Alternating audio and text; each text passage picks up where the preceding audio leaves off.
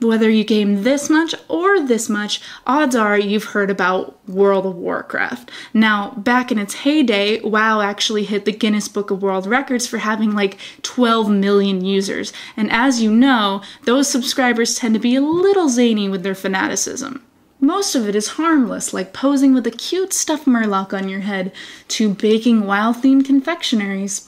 Then you're cosplaying goblins on your epic mount, and before you know it, you're forcing Chinese prisoners in labor camp to farm for gold. Wait a second.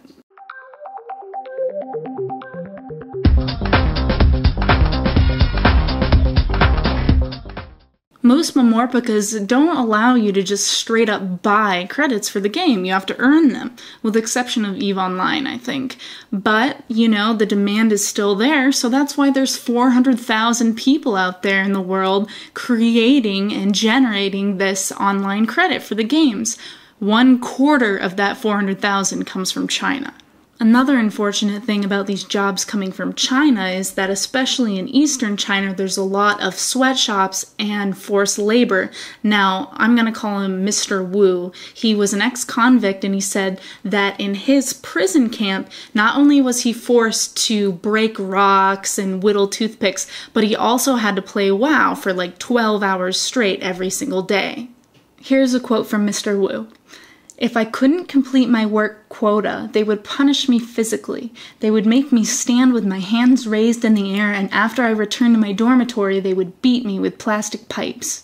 We kept playing until we could barely see things." Though Mr. Wu was released from labor camp last year, he admits that there was at least 300 inmates that he knew of playing WoW constantly and farming gold for the prison.